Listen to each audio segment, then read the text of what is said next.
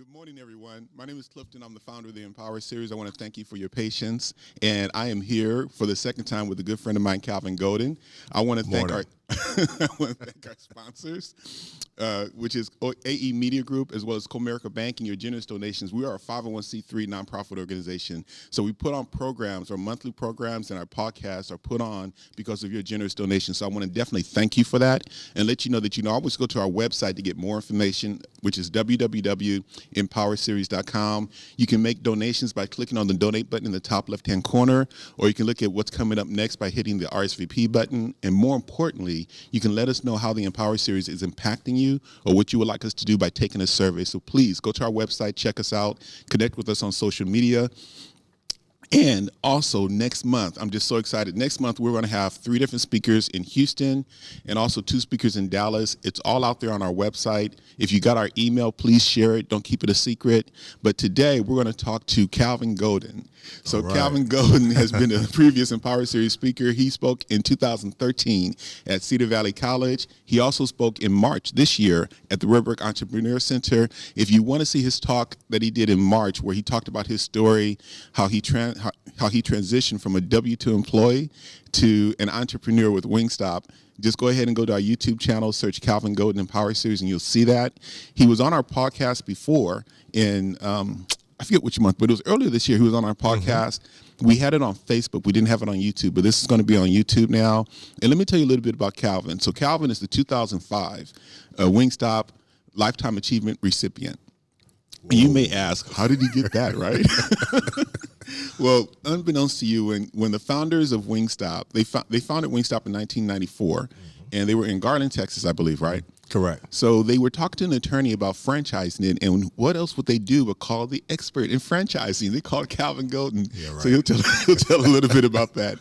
But in 1997, he partnered with them, and he helped them develop the actual franchise model. And so he did the legwork. He did the curricular, the offering. Right. He did the construction, the training, and he'll talk about the systems that he laid in place initially with Wingstop, which was not a known brand. And those kind of things, that expertise and experience, he's going to transfer some of that stuff to you because he's a consultant. He's also a Wingstop franchisee as well. Correct. He still opens up franchises, but because of the groundwork that he did, and now Wingstop is in multiple countries. Absolutely. You know, he's a Lifetime Achievement Award, right?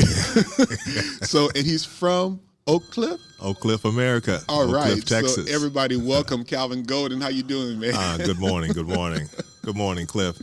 Hey, Cliff, I just want to say to you, man, thank you for this opportunity to get in front of your audience just to say hello. And folks, God bless you guys for tuning into the Empower Series. I think this series is priceless. A lot of good information. A lot of good people are coming before you to share their story, their experience.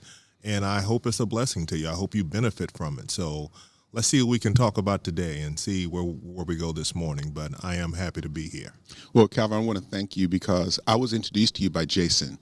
Right, Jason Kilo. Jason. My man. Jason was on the show yesterday. All right. And what's interesting, this is how the world works. So at every event that the Empower Series does, our intent is to give people hope.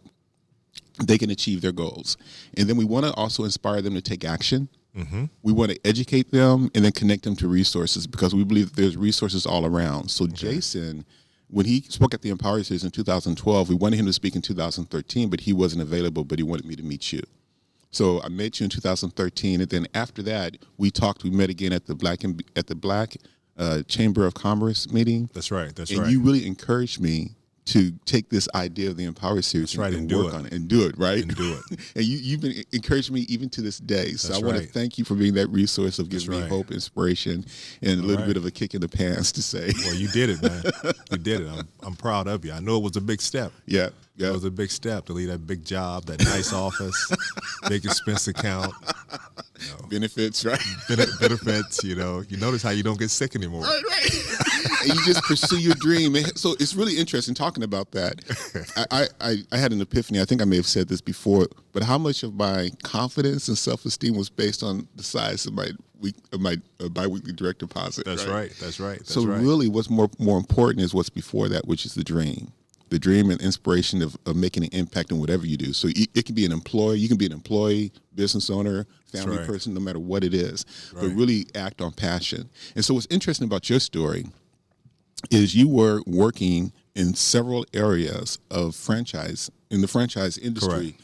selling franchises for either real estate or I can't believe it's yogurt, Right, and a right. number of different franchise models. And really, up in Oklahoma, you were in a situation thinking, "Man, how did I get here?" Right? It was like the rug was pulled from underneath you. Yeah, I was in a dark place, man. Yeah, yeah. So, and many people can relate to that. Many people can relate to that for a lot of different reasons. They're doing a job, they may or may not like it, but they have expectations of some progress, but then things are pulled underneath them. What I like about your story, though, is that while you were doing that, what God was really doing is just setting you up. That's right, man. Setting That's you right. setting you up with the experiences and the expertise to where when Antonio and his partner Bernadette, right? Bernadette was his wife. It was okay. Yeah, there was two guys. It's the Antonio squad and the operator, the guy that's the operating model behind this entire success story. Wingstop is a guy by the name of Rex Heckelman. Oh, Rex. And Okay. you got an opportunity to talk to Rex. He's incredible. Okay. He's a great friend. I was with him a couple of weeks ago at our 25th anniversary in Las Vegas for Wingstop, and Rex is still going strong. Okay.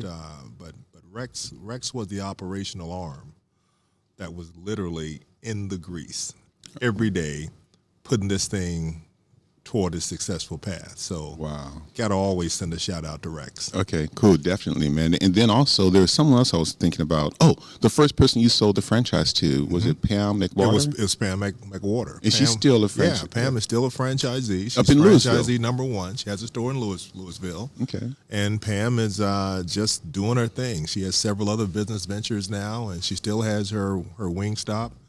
And I haven't seen Pam in a while, but last time I talked with her, things were going extremely well. Good, good. So here we are, Pam opened in 1998, 1st franchisee in 1997, and she's still going strong. So that's a testament to the brand. Yeah. That's a yeah. testament to God's grace and taking something as unknown as Wingstop. And you ask people Wingstop today, listening audience, I'm sure the majority of you know what Wingstop does and who Wingstop is. But had I asked that question in 1997, none of you would have known. You would have had to have been a resident of Garland or a frequent Wingstop or one of our 15 customers we had back then Yeah. to actually know us. So it doesn't take long for success to happen, but it does take consistency. And I think we were successful in being consistent throughout that period of time. And you're right. It was a business in Garland. And so many people have businesses now. Right. And they were in business since 1994. So they didn't franchise until really 97, 98. Right. So they were in business for around 4 years, really giving them the opportunity to perfect their system. Right. Make They sure were that just trying to get it right. Exactly. Absolutely. And so for those people who are out there now either doing a business or even thinking about a business, what I want to talk about this time around is what are the systems that need to be in place, whether you franchise or not, to make sure that you've got a franchisable model. Well, one of the things that I would encourage every entrepreneur to start doing as soon as possible is start looking at your business outside your walls. What I mean by that, take a step back and look at your business from the consumer standpoint, from your customer point of view, and ask yourself, what does the customer actually see? What product am I actually delivering? What you'll find is that that's often is different than what you think you're delivering. Often we think we're doing one thing, but we're actually producing another product. And once you discover that, then start documenting what it is you do that works. Start making notes on your entire process from start to finish. And once you do that, that's the beginning of your operating system. Need you be in the product business, retail business, service business, someone needs to know how you do what you do. No one knows that better than you. Yeah. So many times with entrepreneurs, we get so busy. We just dive in. And We just dive in and we're doing it instinctively. And after we do it for a period of time, we can do it blindfold. We can do it with our eyes closed. We can even do it in reverse. But can we duplicate that? And the way you duplicate that, you have to early on start documenting your processes. Yeah. And I mean, do what we did at Wingstop. We had a term, and that is dummy down. Make it as simple as you can make it so that a 6-year-old can understand it. If it can be that simplified, you have to get it to the very lowest level of comprehension so that it becomes duplicatable. So that if you're not there to interpret it, Someone could see it on the video, someone could read it, someone could listen to it, and consequently, someone could execute it. Once you dummy down your business, then it becomes duplicatable, it becomes easy. And once it's simple, and simple, there's a difference between simple and easy. Yeah. Simple is just not difficult to execute, but it's never easy. Yeah. So once you get it to a point to where it's duplicatable, at that point you're ready to replicate it. Someone else can go out and do it. And another important factor is, for you entrepreneurs out there, is make sure your business is profitable. And I encourage you very early on, keep a correct set of financials. And this is really important because many small businesses don't. Disregard all the stuff you've heard about, now I'm in business and I can kind of take care of this loophole with the IRS. I don't have to report this, I don't have to report that. I can write this off. Don't fall into that trap early. That trap 9 times out of 10 is illegal. And that trap will get you in trouble with the IRS. And listen, there's a lot of trouble you want, but the IRS isn't one of them, especially as an entrepreneur. So I would say start getting your financials in order. Once your business has reached a level of profitability, understand how you got there. Understand the fiscal nuts and bolts of your business, from your costs to your expenses, everything down to what does it cost you to operate by the day? What does it cost you to operate by the hour? Once you have a good working knowledge of your financials, then your business is easy to duplicate because you can communicate that to someone else. And don't be afraid, because the term "the devil's in the details," the devil is generally in the details inside your financials. If you're making money, you're doing something right. If you're not making money, you're probably doing something right too. You're just not making money. Okay. We got to figure out, we got to figure out how you can do something better so you can make money, so you can generate a profit. Because at the end of the day, as passionate as we are about these businesses and about our services and goods that we provide, we need to be profitable, because we're not in this for our health. Yeah. We're in this to be fiscally sound, and so that we could generate wealth to do other things with, to help other people, to be a blessing to someone else. So I'm glad you brought that up, because part of it is documenting your process, which is, people think operational. So when you look at your operational process, you have whatever you do to bring your product or your service to the end customer. Right. So that definitely needs to be documentable, because as you grow and as it becomes scalable, you can't be everywhere. That's right. So you have to have some team to where you give them the steps to do, and they do it with the same level of quality and consistency. Mm-hmm. Then you have your administration part, which is your HR, your hiring, your keeping of your books, and all of those things. That's very important not to neglect. But one of the things that people need to look at is they also need to document their marketing and their sales process. Absolutely. That is critically important. And if you're not really making money, you can probably squeeze out and think, okay, on my operational side, where am I being inefficient? But the key is to look at what is your sales process, and how can you increase that, make it better? Do you need to change that? But that has to be documented as well, because if you're looking at creating a franchise model, that's what people are buying. Absolutely. They're buying the system, but they want to make sure, okay, from a marketing standpoint, from a sales process, training and support, those are the things that you're now getting a royalty fee for. That's right. As opposed to investing your capital and doing the risk. Right. So what people are going to buy when they buy your system, they're going to buy a success model. Mm-hmm. They simply want success in a box. That's why I'm going to pay this high franchise fee, and I'm going to take your system and I'm going to infuse my equity, both my time, my passion, my money, inside your system, and the net outcome I'm expecting is success. I want to be profitable. I want to be successful. I want to duplicate. I want to do all the things that's on my bucket list of success. However, one thing that you have to make sure when you're looking at your marketing piece is make sure that you have documented and you have tested things that work. And you're going to have to test a lot of things that work, because in our world that we're in now, where technology changes daily, it changes by the minute. Mm-hmm. Who would have thought? I mean, listen, 20 years ago, there was no social media. Yeah. 20 years ago, the information superhighway was new. So with barely an internet infrastructure, there was no social media. So how we're communicating now, just on this podcast, that never existed. Well, technology that's in place today is effective to today. It's going to be different to tomorrow. So whatever you're doing in your business today that's working, document that. Yeah.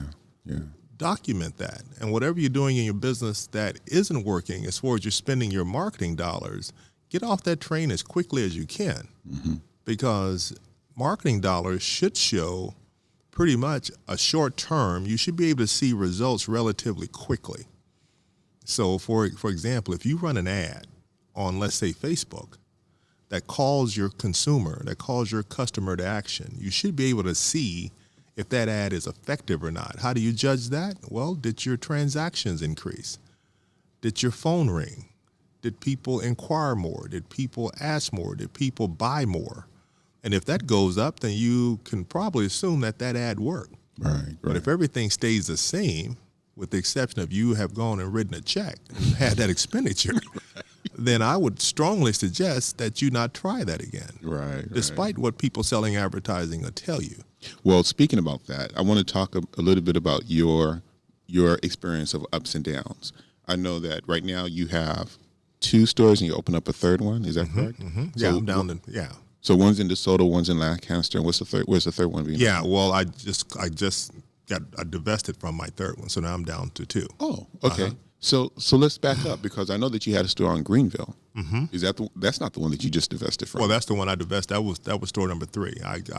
I literally fire sold that to a friend.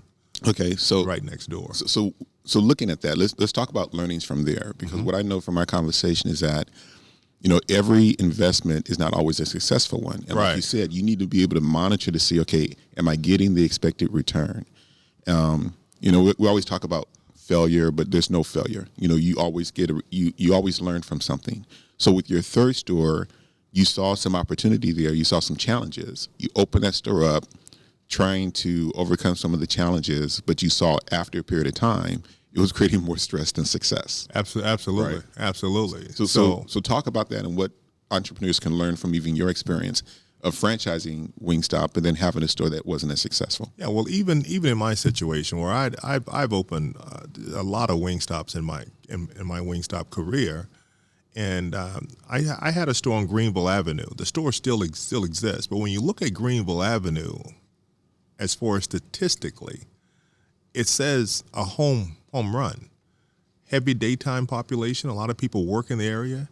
Incomes are strong. The ability to dine out is strong. Everything said a go for Greenville Avenue. So I opened a store there, invested my money, couldn't wait to open the door. What I did know about Greenville Avenue is there's an underlying culture in that area that's very convenient oriented. That area is also driven by another element. When they look at eating my product, which are chicken wings, they also look at a component that offers dine-in, alcohol, sports bar, that sort of thing. There's a sports bar concept there that does extremely well. It's less than 2 blocks from where my store is located. My store did okay, but it didn't do extremely well. So I put a product out there that wasn't 100% what the market wanted. And I just missed it. I just missed it. And sometimes you're just going to miss it.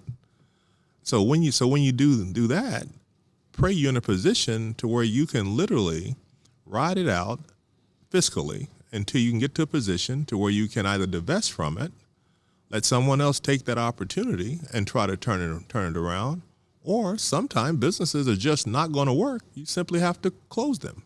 Right. And it's not an indictment on you, the entrepreneur, when you have to close your business. It's an indictment if you keep your business open and you allow your business to close you. Right. Okay, so you need to stay in control of that. Right. So what I was able to do after 5 years, and I had some highs and lows. The business would do well on certain given situations. Thank God, SMU football is doing well now. Well, they just start doing well now. They weren't doing well in 2012, okay? 13, 14, 15, 16, 17, okay? You get my point? Yeah.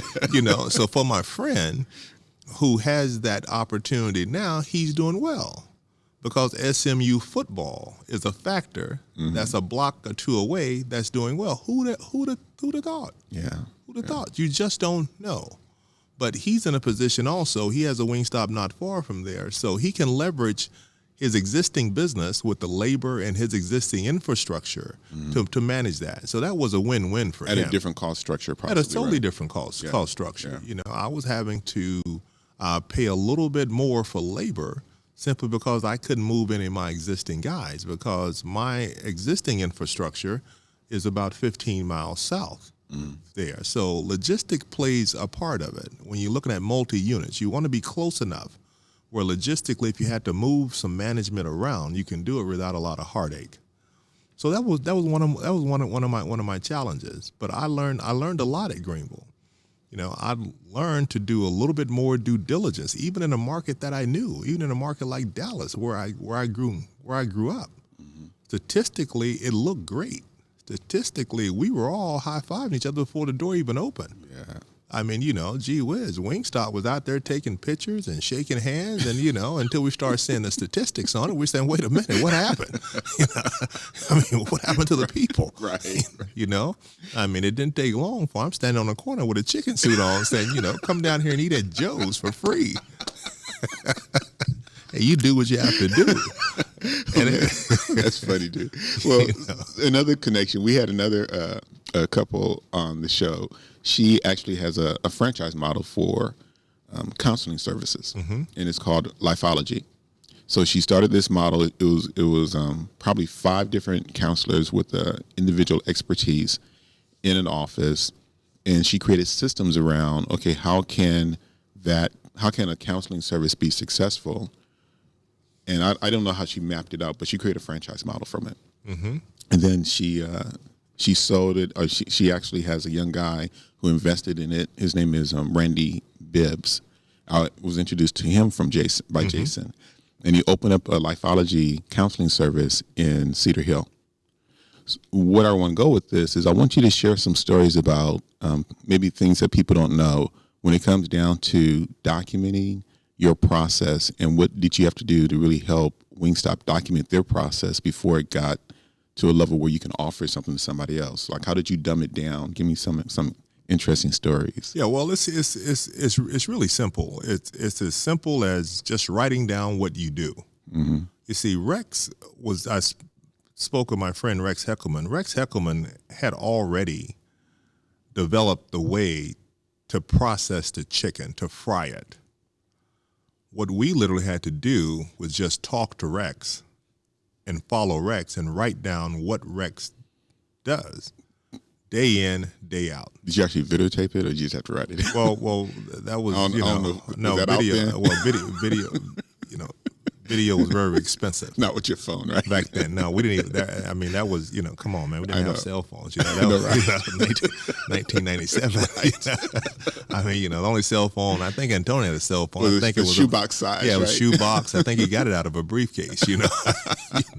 So it certainly didn't have a camera on it. Yeah. But we just wrote down the processes, you know. How long does it take to cook the chicken? And if the chicken size varies, which it does, how do you change the cook time accordingly to where the chicken still has the same internal temperature? That's how you know the chicken is done. How hot is it? What's the temp inside? So that you know without having to disturb that product, whether it's done or not. So everything evolved around cook time and temperature. And we would have to just trial and error. Cook some, try it. Cook some, try it. Just like the same thing, you know, someone will want it well done. Well, what does well done really mean to the consumer? Is well done an extra minute? Is well done an extra 2 minutes? What we found out is that well done to the consumer satisfaction is really an extra 5 minutes. Well, once we found out it was 5 minutes, well, we wrote down, well done, five minutes. And that all went into the first operation manual we had. Okay. So that when we start teaching novice, people who are non-food people, Like you were. Like me. I'm a corporate guy. At least I was. Mm-hmm. I was a corporate guy. Man, I tell you, working in a restaurant, I'd have never in my wildest dream thought I'd be inside of a restaurant working. Doing the chicken dance, you said. I'm doing the wing dance. Right. I mean, I'm in the grease as greasy as you can get. I mean, I'm working days I thought it was illegal. I'm working on 4th of July, and I'm even working on Fridays. And as a corporate guy, that's against the rules. Well, let me tell you something. So what's interesting, I was talking to another friend of mine who's been a supporter of the Empower series. His name is Russell Hayes. He's a professor at the Dallas County Community College District. Mm-hmm. His son was talking to him recently this year, and they were talking about entrepreneurship. He was saying, well, I really want to get into a business where I can get my hands dirty and I can learn it from the ground up. Like the guy who came and spoke at Cedar Valley College in 2013. And guess who that person was? That was talking you. About you got to be kidding. Yeah. So what I'm telling you, man, is that when you spoke at that time, and there's a picture I might put out there on Facebook where this was the first time that the actual classroom was packed. People were standing along the walls to hear your story, right, in Cedar Valley College. And that's where you went. You went to college there, too. Yeah, I did, man. I attended Cedar Valley College in the 70s. Exactly. Yeah, so I was tickled to be back there. The room was packed with a lot of people, different ages. But to this day, your story has impacted this young gentleman when he's talking about a business that he wants to start. He remembers your story and how you were in the kitchen. Yeah, that's amazing. Yeah. That's amazing. Listen, my story is very similar to all of you who are out there listening and looking at this podcast. The story is already written. I realize that. I realize that in life. The story for your life and my life and Cliff's life is already written. It's just we have to make that choice. We have to make that decision. And so many times for you entrepreneurs who are out there, I want to encourage you, just stay with it. Just stay with it. It's going to get better, but it's not going to get better accidentally. It's going to get better intentionally. So you have to become a person, an entrepreneur that starts being on purpose. So you have to identify your purpose. Why are you here? Just stop and ask yourself, why am I really here? What am I doing? What's my desired outcome? What do I want to accomplish long-term, short-term? Why am I here? For you ladies and gentlemen who are in corporate America that's thinking about getting away from that job and stepping away from it, the only thing keeping you there is that payroll check. Come on, face it. If they didn't pay you, you leave. So you want to say, well, I love my job. How much do you love it? Are you willing to work there for free?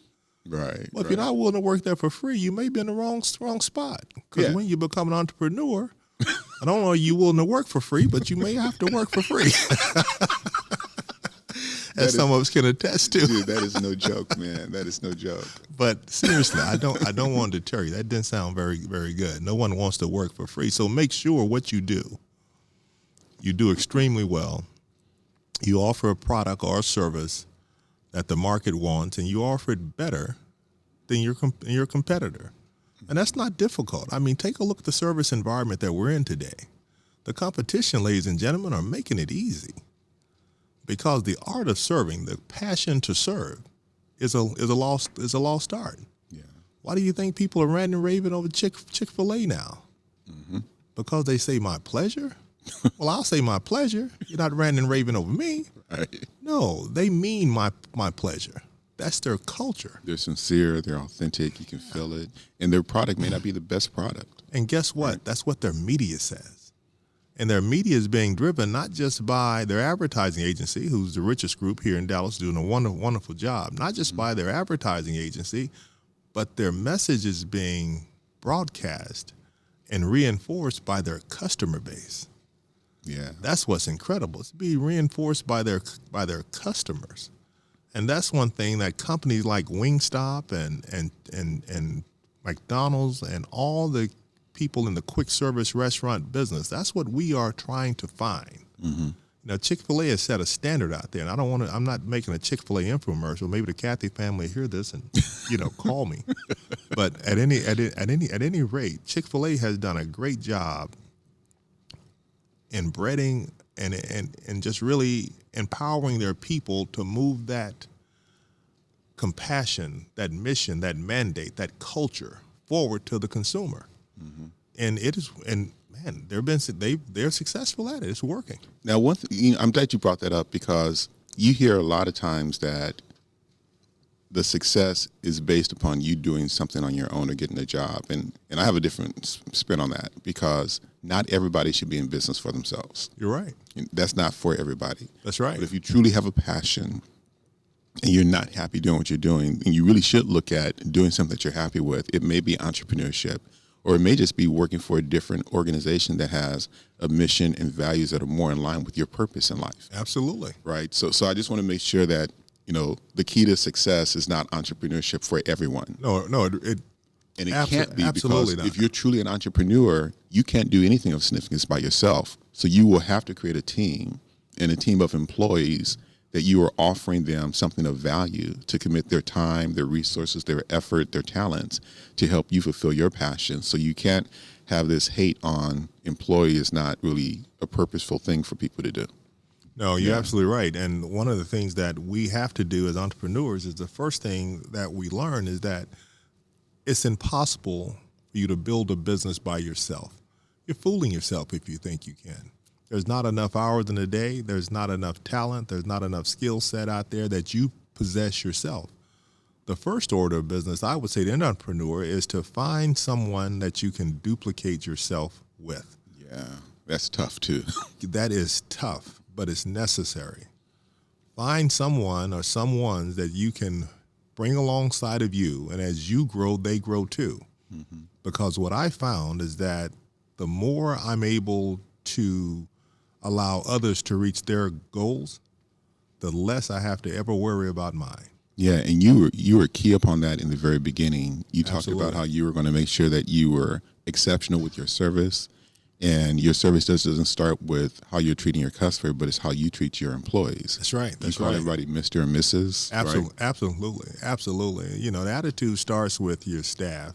Do you look at your staff? How do you look at your staff? Do you look at your staff as an employee? Do you have this mentality? I see this so many times, entrepreneur.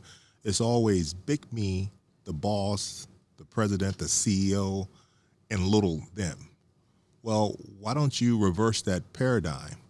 How about big them and little you?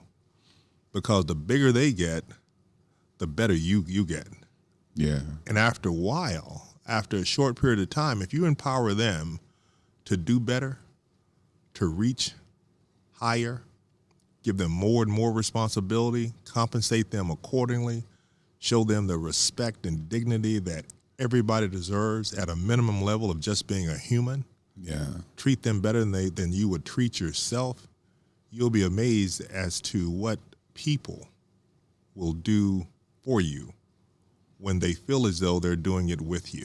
Yeah, and don't let a bad apple ruin the whole bunch, right? No. First time you see a bad apple, and there will be bad apples.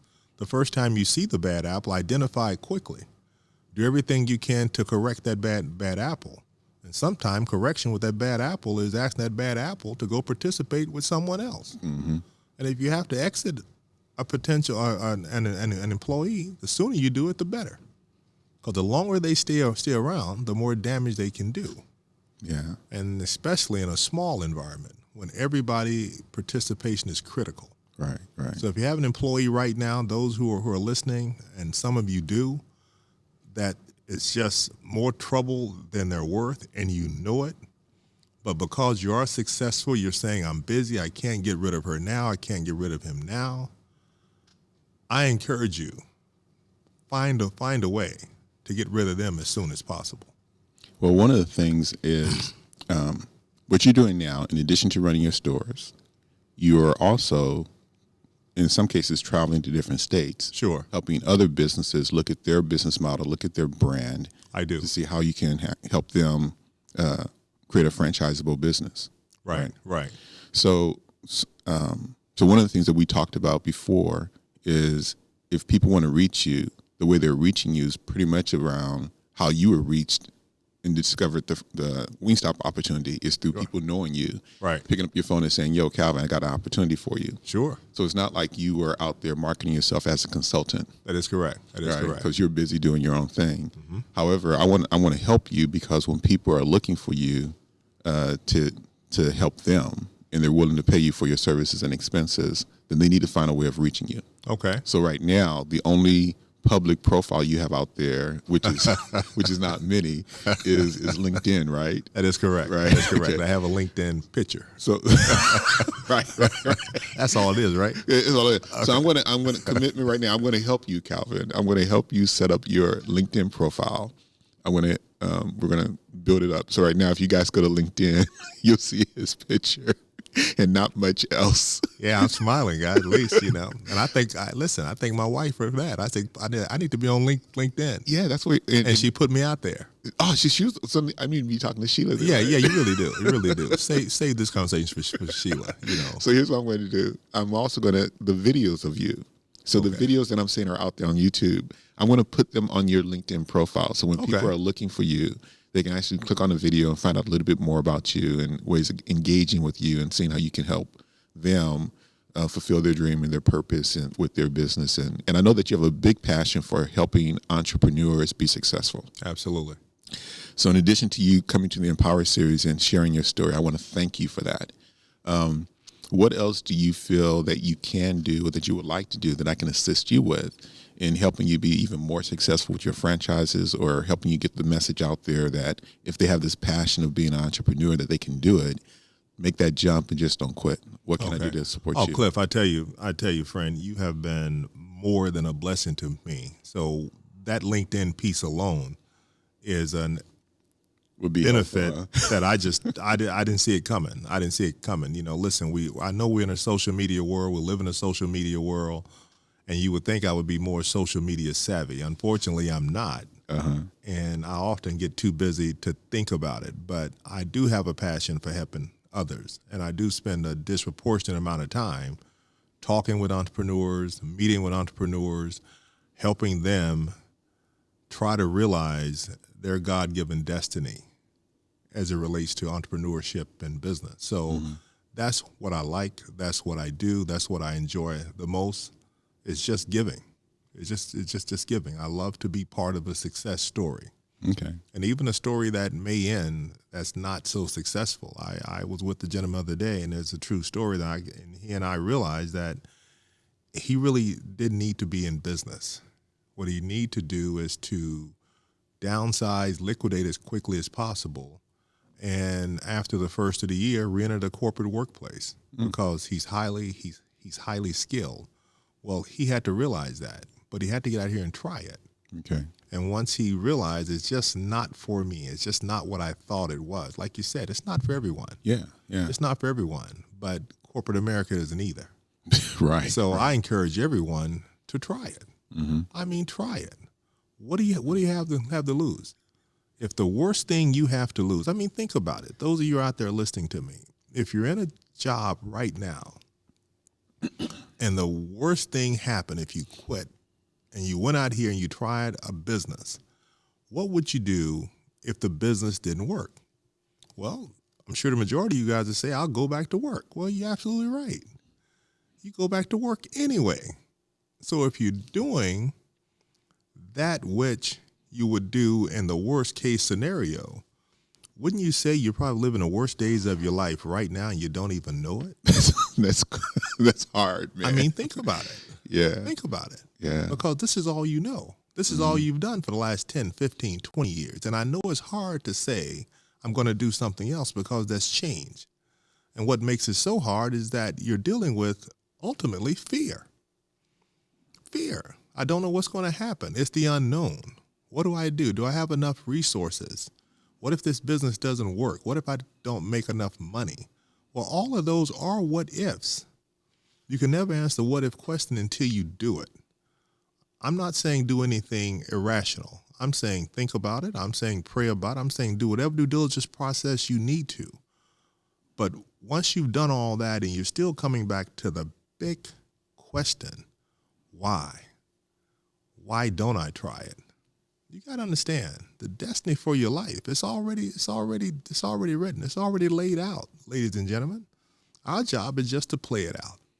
So for those of you who are listening to me, who are looking at me, take a minute and decide, I'm going to play it out. I'm going to play it out. If you want to talk with me, call me. If you want to reach me soon on LinkedIn. I don't know how, but Cliff's going to help me figure it out. You know, you can reach me on LinkedIn. Right. Or give us some comments. But, yeah, definitely. Give us some feedback. Whatever I can do to help you, I'm here. I'm here. Okay, so we're live right now. So we've got somebody who's actually looking for your Calvin Golden page.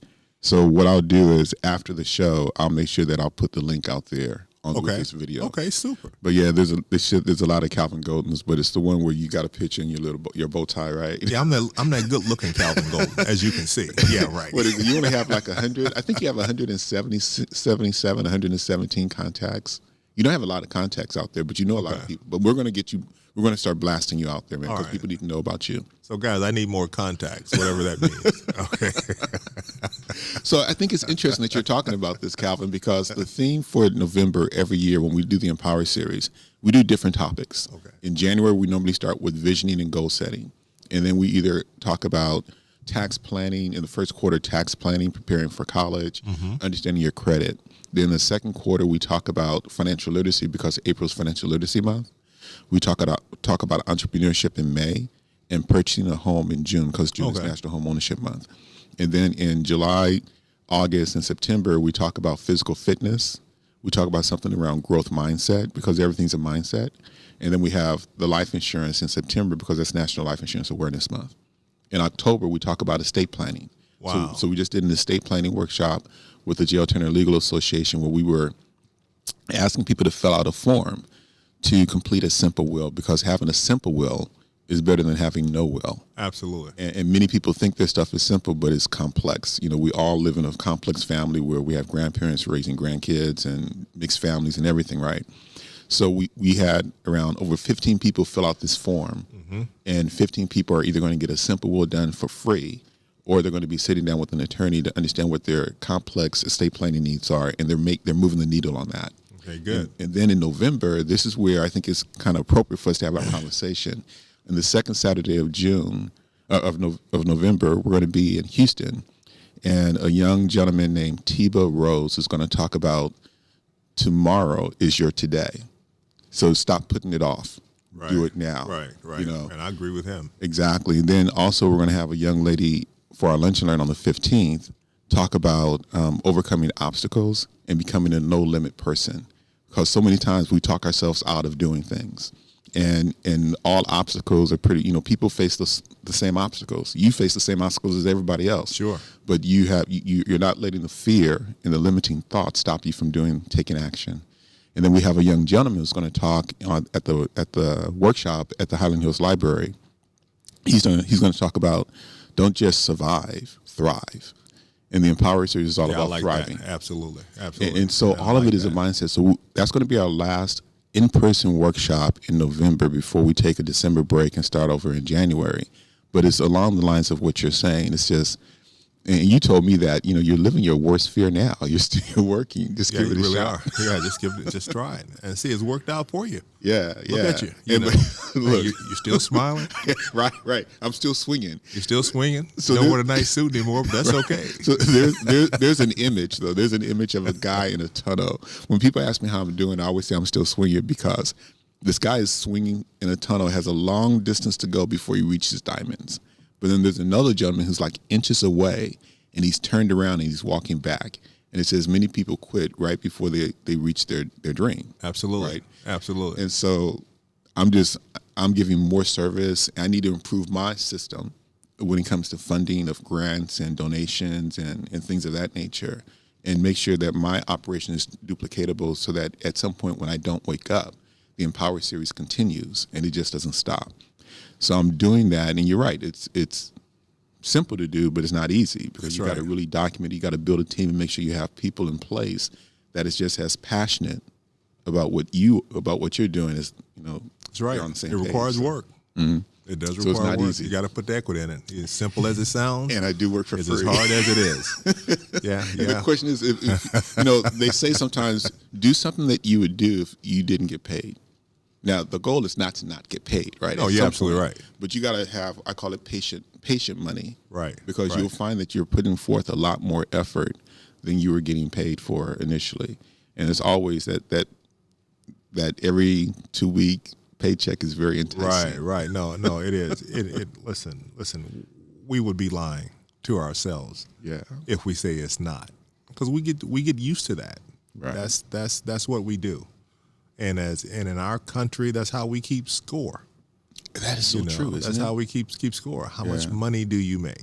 That's how you equate your corporate value. Did you get a rate increase? Did you get a promotion? Are you going to a different level? Did your title change? Did your revenue change? Are you bringing home more money? All of those things. Well, as an entrepreneur, that's the only way you can control that. It's the only way you can control that. As an entrepreneur, you want to make more money? Sell more goods and services. How do you sell more goods and services? Do a better job at selling the goods and services that you currently have. Right. How do you do a better job? You know who can tell you exactly what you need to do to sell more? It's not your marketing expert. It's your consumer. Yeah. Ask your customer. Just ask your customer. Do something the old-fashioned way, like we used to do before we had all this technology. Identify your customer and go out there and talk to her or talk to him. They'll tell you exactly what it is they want and provide that service. Doesn't sound that difficult, does it? You'll be surprised how many people are missing it. Yeah. Just like that. Just like that. You don't have to have a complicated focus group or do this long, in-depth, expensive survey. Just listen to the people who you're providing your goods and services to. Mm-hmm. And they'll tell you exactly what you need to do. Where's the difficult part? Listening. Yeah, listening and then acting on it. And then acting. Absolutely. So tell me, where are the stores that you have? I want to make sure that people know if they want to get some wings, and maybe if you're there, because I know that you're not always at these stores, but where are your 2 stores? Okay, for you guys who are looking for a Wingstop experience like none other, my store is in DeSoto. I'm at 209 East Pleasant Run Road. That's the intersection of Pleasant Run and Hampton in DeSoto, Texas, 75115. And we're open 11 a.m. until midnight, and I'm open every day with the exception of Thanksgiving, Christmas, Easter. And then who do you have that's running that store? Because I've seen them a couple of times. They're very friendly. What's the name of the person? All of them. Well, you're absolutely right. So all of them. So you don't want to put them on blast. I sure hope so. Yeah. but yeah, everybody has been nice. Man, yeah, I've been there very early. Yeah, I sure hope so. That's a tough. And so what's interesting when I say who's running the store, there was I don't know if it was someone who was relatively new. Mm-hmm. But it was a young lady who was really new, and she was running the store. She was making sure I had water, and she was very, very friendly and very kind. And I think you were telling somebody that she had been new there. Mm-hmm. So I don't know. So anyway, that was one of your stores. Oh, man. Yeah, well, I hope she's still there. And then the other one is in Lancaster, right? The other one's in Lancaster, and the Lancaster address is 1445 West Pleasant Run. I'm simply just to the east, cross I-35 into Lancaster. I'm on the intersection of Pleasant Run and Blue Grove Road. Okay. And we're going to do more development in 2020. Mm-hmm. So stay tuned. I'm going to put a few more Wingstops up. Hopefully we'll grow 100% by this time next year. Okay. So I should be back up to 5 units. So it's interesting. It's interesting because when you first started, your first Wingstop was open across from the Redbird Mall. Right. Opened that store in 97. And I think that's an interesting story, because you shared this at the Redbird Mall. So I'm going to talk about some numbers real quick. Mm-hmm. But you opened up that store. That was your first store that you opened up in 1998 for around $70,000 or so. Right. That's a long time ago. Right. Yeah. Because now I think your recent store was like $400,000 that you had open. Right. Yeah, they're $400,000 to $500,000 now. But what's interesting is after you had 8 stores at some point in time. Right. And then when you saw the things changing and Antonio was about to sell for the first time to the first private equity firm, you knew that the culture was going to change. So you packaged around 3 of your stores and you sold them for over $2 million. Right. And you thought, oh, okay, so you got some equity there. Mm-hmm. And so you've had 8 stores at one point in time. Mm-hmm. Now you have 2. You're looking at opening up 2 more in 2020. Yeah, probably 3. So you're sticking with Wingstop, it sounds like. Well, we look at Wingstop. You got a system, right? I have a system. Wingstop is, obviously I understand the operating model well. Mm-hmm. And it's easy for me to duplicate Wingstop. But I am looking at I'm an approved franchisee also with Golden Corral. I just haven't found a location. Just for looking one for the yet. right location that makes sense. The numbers make sense, right? Right. Golden Corral's a bigger box, a lot of opportunity there, and I'm looking at franchise opportunities daily. So I understand the franchise model. I just need to find a model that makes sense in an area that I enjoy doing business. And will it stay in food, or will you look at other type of franchises? Well, I'm looking at other type of franchises now. I think I might have mentioned it to you. I have 11 grandkids. Wow. So I'm looking at something that can help offset my grandkid expense. Yeah. So if I could find a place maybe where I could do birthday parties. Oh, yeah. Yeah. I know I got a birthday party almost every month. That I'm attending or getting ready to pay for or something. So, I'm involved in some way or another. But so hilarious. and I often look at the businesses I look at myself as a consumer. What do I consume regularly? Mm-hmm. Those are the businesses that I want to look at. Do I want to get involved in? Do I want to get involved in this thing with my grandkids? I think this kid element is one that is not going to go anywhere.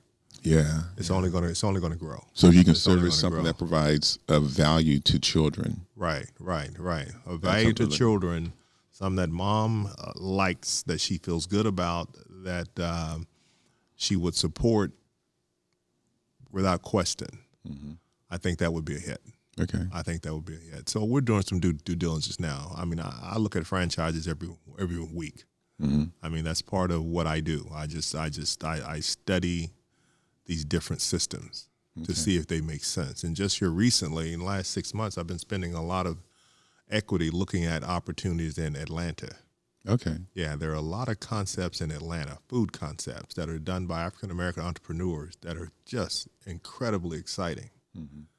They're making money, but they're not duplicatable at this point.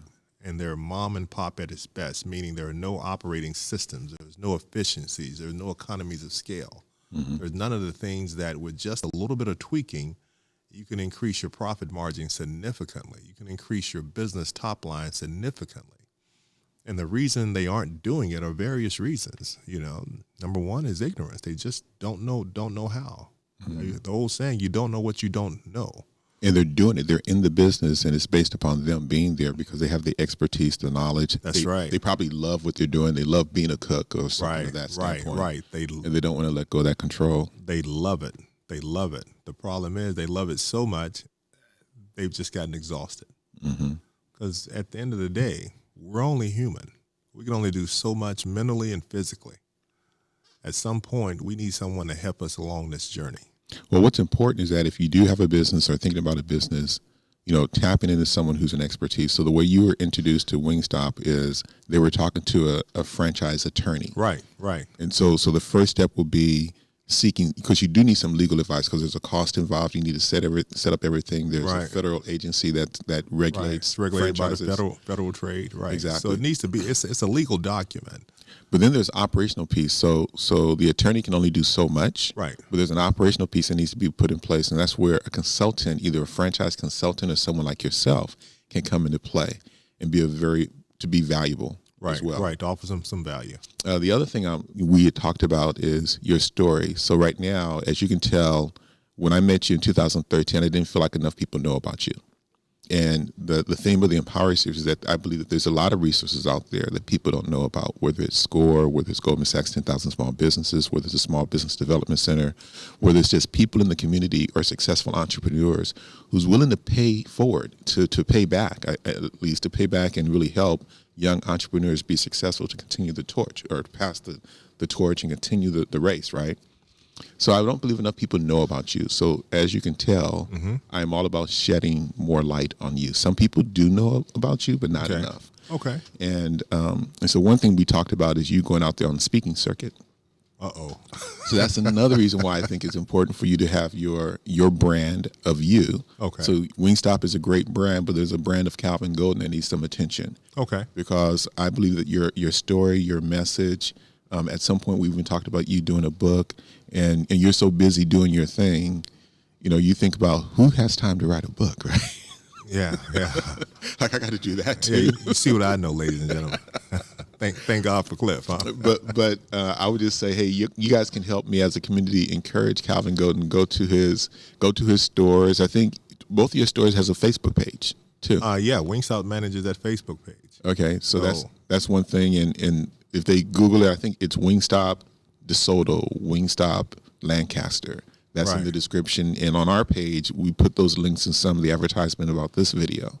Okay. So they can click on that, go to the page, and say that you saw Calvin and on the Empower Series podcast, and go to the LinkedIn page. I'll go to my LinkedIn page. Yeah, we're gonna have that. We're gonna have that. That'll look totally different in a couple of weeks or so. So in addition to Wingstop managing that social media page, do they manage all social media pages for the stores? They manage all social media pages for the brand. For the brand of Wingstop. Because it's consistency and it's their brand. They have an entire social media department. They have people on staff that does nothing but look at your Yelp, your Facebook, your Twitter, all of the social media vehicles and channels out there. Okay, so and that's what you're paying for, right? That's exactly what I'm paying for. Okay. Because as you see, if I had to do it, it wouldn't be done very well.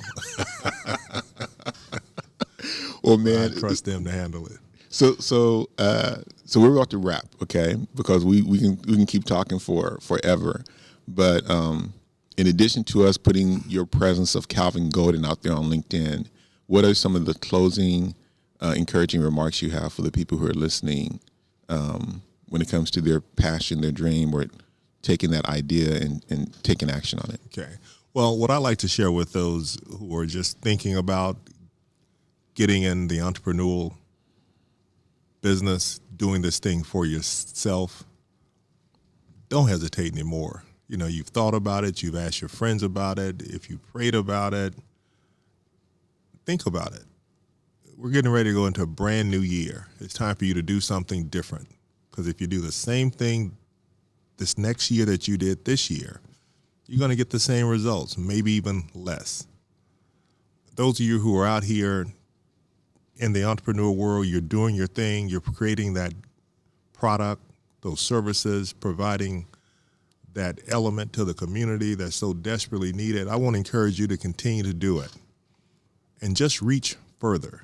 Continue to do what you're doing, only try to do it better. Set some tangible goals for yourself that are realistic. If you're at a certain level of volume right now, try to be 5% or 10% better by this time next year. I believe it's obtainable. Question is, do you believe it's obtainable? But whatever you do, stay with it. And if you feel like those of you who are already in a successful business, if you think it's time to exit, put a program together and exit. There's nothing wrong with leaving, because I promise you, when your business is successful, you will always leave much better than you came. Thank you very much. Thank you, Calvin. Hey, and I want to thank all of you guys for spending your hour with Calvin and I. Our intent, again, is to give you hope that your dreams can be achieved. Absolutely. To inspire you to take some type of action. So whatever it is, every action will lead to a result. So don't stop swinging. So inspire to act. Hopefully we've given you some level of education, some information that you didn't know. But more importantly, the measure of really how big you can grow is how well do you connect with the resources that are out there. So speaking of that, next Friday, we're going to talk to two people from Goldman Sachs 10,000 Small Businesses. Again, letting you know that there are people out there who are where you are, who have taken the step and they're achieving some success and they're learning some things that they're going to pass on to you. Also, November 9th, we're going to be at the Houston Area Urban League. We're going to give you some more tools, inspiration to take actions on the goals you have for this year and next year. On the 15th, we'll be at the Meadows Conference Center here in Dallas. And then on the 16th, we'll be at the Highland Hills Library. So don't miss. Go to our website, www.empowerseries.com. Connect with us on our social media, whether it's Facebook, Instagram, Twitter, LinkedIn, LinkedIn, or even YouTube. You're on YouTube now. If you're watching this, subscribe, share the video. Don't keep us a secret. Our goal next year is to reach over 1 million lives. So that's a big goal. That's big. We've touched over 150,000 now through our in-kind or in-service or in-person events, as well as our social media pages. But we want to touch over 1 million. So that's a pretty big, audacious, bold goal. Absolutely. And we can't do that alone. So we need your help. So don't keep us a secret. Thank you for watching. and give us some comments in our comment section and let us know how we can give you what you need to be empowered and to be inspired to thrive. So thank you, and thank you, Calvin. My pleasure, brother. Take All care. right, man. Thank you.